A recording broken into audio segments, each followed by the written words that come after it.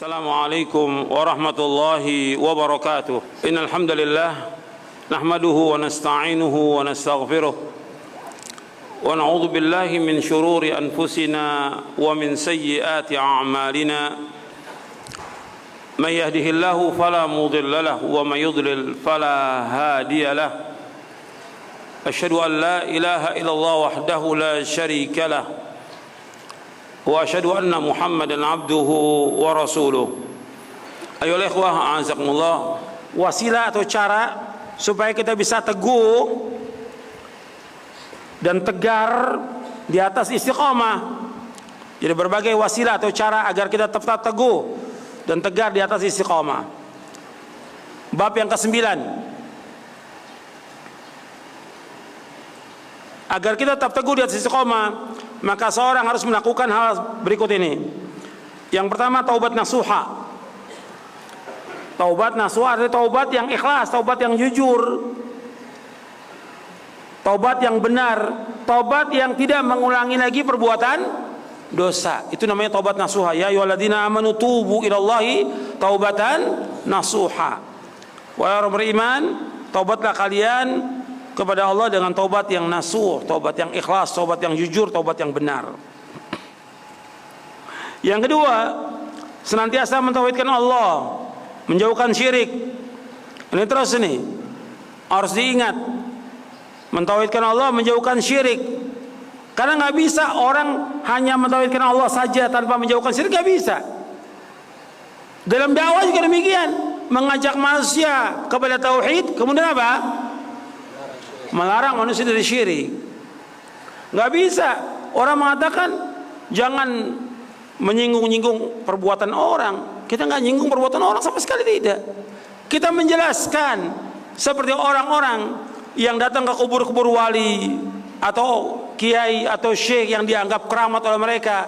Mereka datang ke sana, umumnya mereka minta supaya apa? Dimudahkan urusan, dihilangkan penyakit, supaya enteng jodoh, supaya tetap jabatannya, atau yang lain. Ini perbuatan syirik atau bukan? Syirik. Harus kita sebutkan, ingatkan umat. Ada sebagian orang, lu jangan nyinggung-nyinggung perbuatan itu. Loh, kita nggak pernah nyinggung orang. Ini dakwah, harus kita jelaskan karena kita sayang kepada umat. Perhatikan itu, bahwa kita menjelaskan tentang syirik dan bahaya syirik karena kita sayang kepada umat.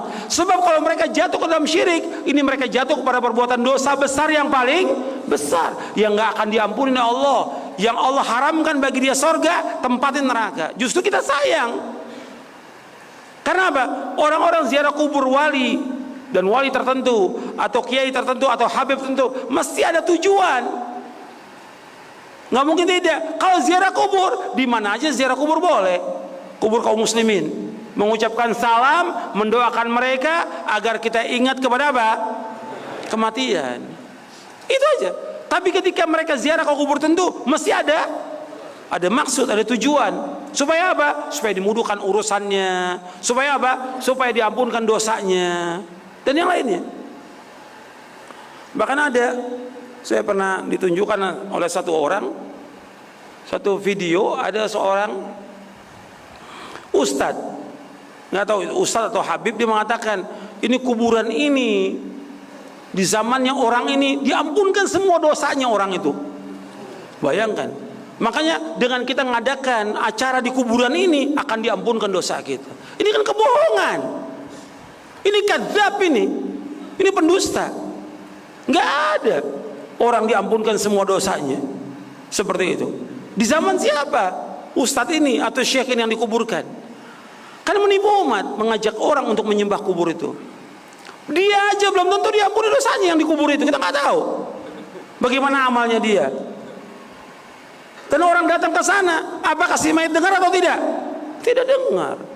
Kata Allah, in tad'uuhum la yasma'u du'aakum walau sami'u mastajabu lakum wa yaumal qiyamati yakfuruna bisyirkikum wa la yunabbi'uka mithlu khabir. Kata Allah di dalam surah Fatir, kata Allah, seandainya kalian berdoa kepada mereka, mereka enggak mendengar doa kalian. Kalau mereka mendengar, nggak akan bisa menjawab, dan mereka akan mengingkari ibadah kalian nanti pada hari kiamat. Ini Allah mengatakan. bahwa orang yang sudah meninggal nggak bisa mendengar. Wa ma anta bimusmi'in man fil kubur. Di surah Fatir ayat 22. Wa ma anta bimusmi'in man fil kubur. Kalian nggak akan bisa mendengar orang-orang yang di kubur itu.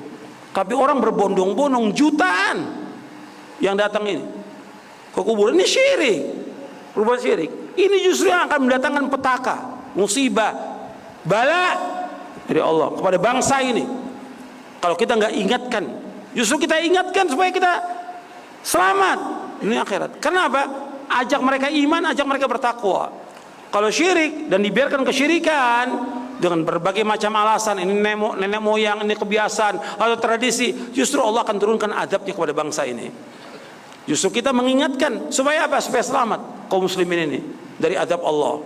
Karena syirik, meskipun mereka namakan apa aja, tetap perbuatan itu perbuatan syirik. Maka ini harus terus kita mentauhidkan Allah, menjauhkan syirik. Dakwah juga seperti ini. Kita seorang dai, dakwah ini harus terus di atas tauhid, melarang orang perbuatan syirik. Jangan menyimpang. Jangan karena banyaknya orang yang menantang atau membenci atau mencela atau menuduh, kemudian kita surut. Jangan, terus jalan dakwah. Tantangan pasti akan ada, pasti. Gitu. Jangan kemudian, waduh, kalau tauhid terus nanti masyarakat gimana? Akhirnya apa? Ya sudah, dakwah tematik aja dah. Yang enak tentang apa? Yang orang senang semuanya, cinta. Ya rusak. Kalau membahas tentang cinta kepada Allah, bagus. Sebab ada namanya syirik, syirkul mahabbah, syirik kecintaan yang dipalingkan kepada selain Allah. Itu bagus. Tapi ini kan enggak, pembahasan enggak ke situ. Makanya harus dakwah tauhid harus terus. Kalau kita mau istiqomah, kita harus mentauhidkan Allah, menjauhkan syirik. Yang ketiga, berusaha untuk selalu konsekuen dan konsisten dalam ketaatan kepada Allah dan Rasulnya. Ibadah kepada Allah itu terus menerus. Wa'bud rabbaka hatta ya'tiyakal yaqin. Termasuk yang wajib atau yang sunnah aja. Masuk yang wajib dan sunnah. Termasuk sholat malam. Tadi di awal saya sebutkan, ada seorang sahabat yang tadinya rajin sholat malam, kemudian ditinggalkan. Kata Nabi, ya Abdullah, la takun mithla fulanin kana yaqumul laila fataraka qiyamal lail. Wahai Abdullah, jangan kamu seperti fulan, tadinya rajin sholat malam, rajin sholat tahajud, kemudian ditinggalkan sholat tahajud. Ini celaan dari Nabi, celaan ini. Hadis sahih riwayat Bukhari Muslim. Makanya dalam ketaatan terus. Saya cukupkan sampai di sini. Mudah-mudahan yang kita kaji bermanfaat, dan kalau ada kekurangan dari saya mohon maaf. Mudah-mudahan bisa kita pahami dengan benar dan kita amalkan, dan mudah-mudahan kita diberikan oleh taufik hidayah di atas Islam dan sunnah, dan diberikan istiqamah. Wassallallahu Nabi Muhammadin SAW. Subhanakallah wa bihamdik, asyhadu an la ilaha illa anta astaghfiruka wa atubu ilaik. Assalamualaikum warahmatullahi wabarakatuh.